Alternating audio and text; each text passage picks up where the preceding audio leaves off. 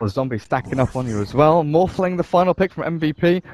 That Ancient Apparition, not just a decent pick for themselves, but also a little bit of a block pick to make sure that EVOS doesn't go for it. For supports at least, yeah. Look at it, the decay. 2 stacks on him with the Battle Hunger as well. This is a great dual lane to dive towers. The Sunstrike actually finds him. Invoker gets the kill on Forev's Morphling up at top lane. Win on them. But yeah, I thought the Sand King would be able to apply a little more pressure onto the Juggernaut. But with the Warlock's Fatal Bonds and the spin, just look at this. He's expended Burrow Strike aggressively, and he's probably going to die here. Velo goes in and gets dropped by the Jug.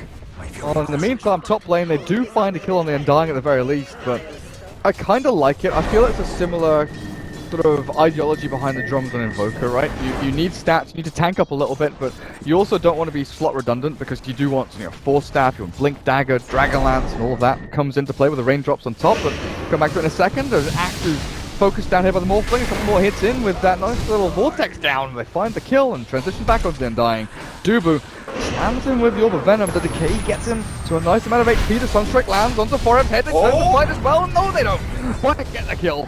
Forev stands his ground, kills off the Undying. But yeah, with the drums, mobility is one of OD's kind of weaknesses. We used to see a lot of Batrider picked up against him for the sticky napalm, just to make sure he can't continue turning and fighting and hitting targets here and there.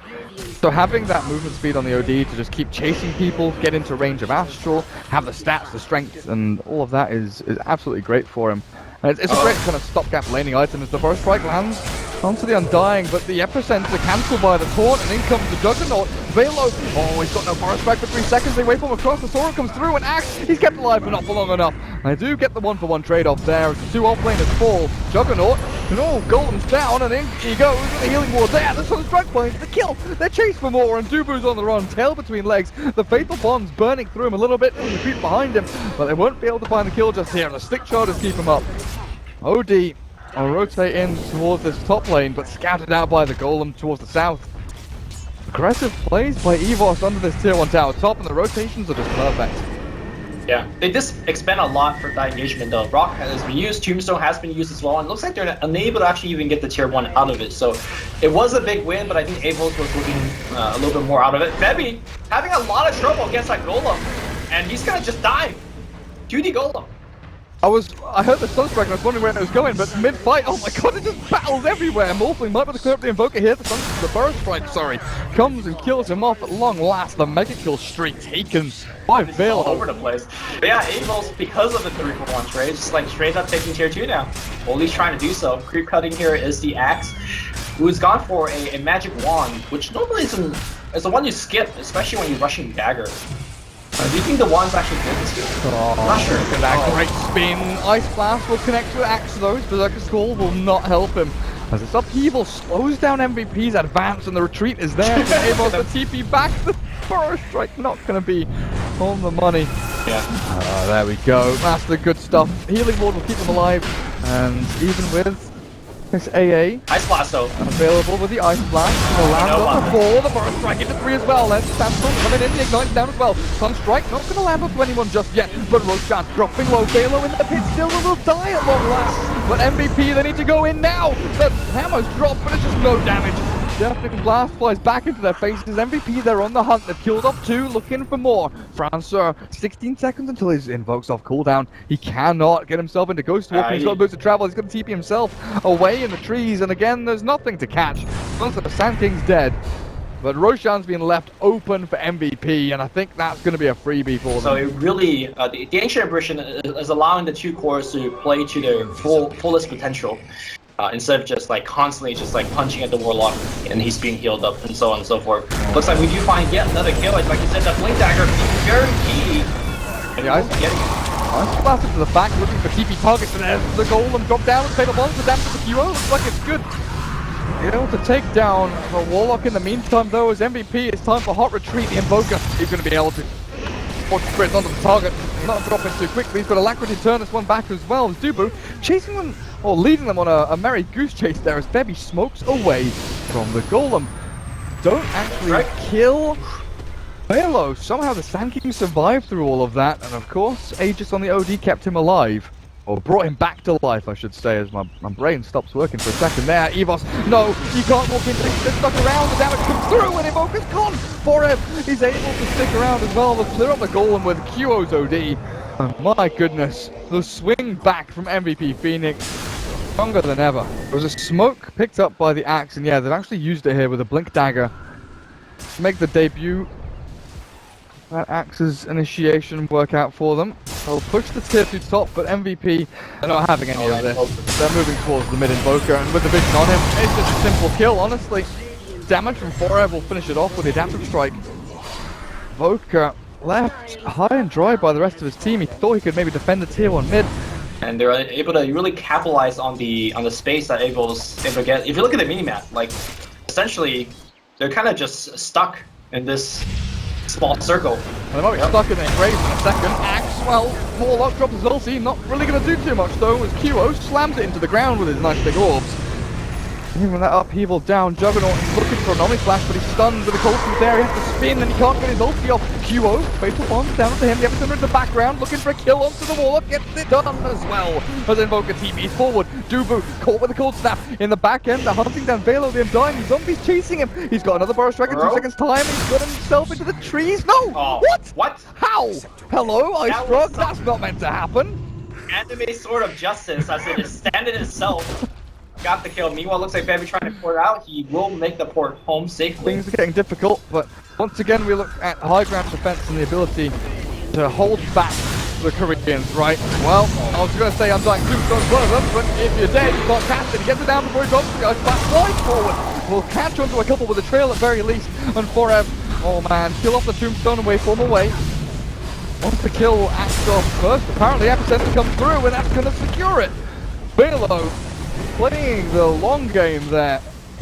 Forev standing his ground, and Juggernaut jumps in with a Flame Fury spin. Velo gonna go for some strike, for a strike down, no full snap. Gets him to safety, and QO will retreat from the high ground as well.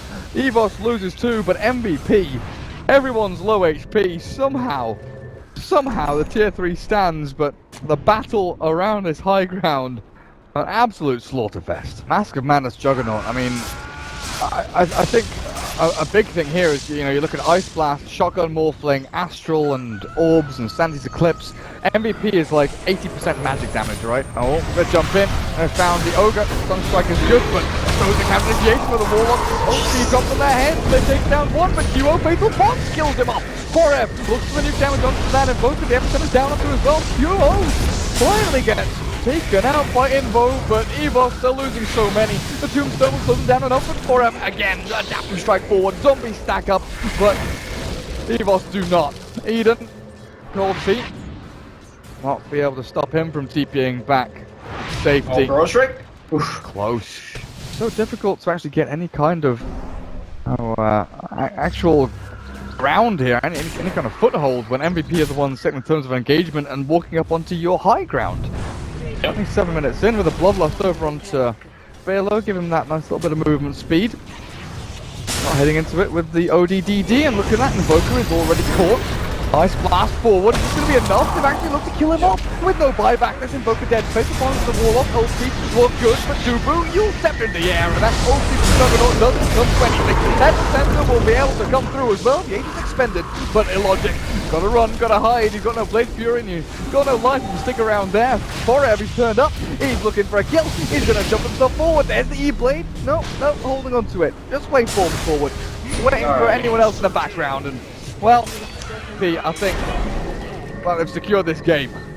Man, they needed a force stab. That Invoker was stood under his tier 3, like, slowly being drained down by a billion spells, and then finally the Ice Blasted it. If they had a single force stab, that Invoker was saved. And, Glimmer? Oh god. Oh god, they've baited out the Glimmer on the Warlock so the Juggernaut would die. MVP. Like, if you get the Ice Blast on you, you're just dead eventually. Yeah, I guess so. The BKB maybe help you survive much longer than the Neos. I don't know. What's Ogre doing? Dubu just like sprinting around doing whatever the hell he wants. Tranquils and Yules with the Bloodlust has got a ton of movement speed and now sticking up on high ground. I'll throw He's out. saying this territory is mine. And now they think that's a real one. Yeah. The Look replica. at them, they're setting the Ice Blast on top of the Ogre as a fake. This is so good actually. Forev, he's jumped in, but call will not land. And now they've got the real Ogre from the top lane. Actually walked into the Eve lane. Destroyed with the definitely last meter landing on their heads. People's going to get cancelled out. Eden needs to run and needs to hide. EVOS turns back on the Undying. Looks to get the damage down on the Invoker. The Ice Ball will slow him down at least a little bit. But Forever just does not care about an Omni Slash on his head. Juggernaut pops his ult and blinks away. Forever might want to go back into this. Wave and E-Blade at the ready. There's the damage. There's the magic amp. Adaptive strike and a stun from Dubu. The multi-cast still comes through. The soul rip is there. The decay comes down. And Juggernaut dead without a buyback. Invoker did escape from that fight thanks to the Ice Wall and the Ghost Walk.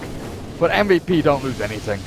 I mean, as an Ogre, you can't do just that. The rest to me is just formality, as MVP is so far ahead and have such a big lead. Burrow Strike, the third is called turn things around. No Ice Blast this time around, as it's on cooldown. Sun Strike, maybe turn around, but more stab defensively. Bale is out, and Undying is dead. QO just said no. No. Don't turn around on my side. You cannot do. Absolutely cruising MVP to victory in this game. Velo, where's he gone? They've jumped in onto the Warlock, even with a Glimmer Cape. Eden is likely to die. The Sunstrike off the mark there nearly catches Velo on the tail end, but QO will not commit for the Warlock just yet. Tries to go back in with a Blink Dagger on a stun after the Sand King, Tornado down, but it's the thing. Invoker just gets nuked to a fifth of his HP with one Adaptive Strike E-Blade combination. And QO with the BKB just pushes forward back into the fountain. He's the Shepherd on EVOS to the Sheep. Maybe the Sheep will fight back, who knows? Don't know, man. It's gonna be a wolf for the Sheep closing to fight up against MVP at this point. Undying, shredded. Finally died in the final Arcane Orb of OD, and Blink available so he can get himself to safety. There's the counter engagement coming in, but the good game called. Yeah. Juggernaut with the Mask of Madness enabled, Boris Strike and Ice Blast. Not really too much needed to kill him off, but game number 2 goes the way of MVP Phoenix. And we're going to a third game, which I honestly, for this series, didn't think I'd be saying. Yeah, I would agree with that. But definitely this time around MVP, showing off that they could play multiple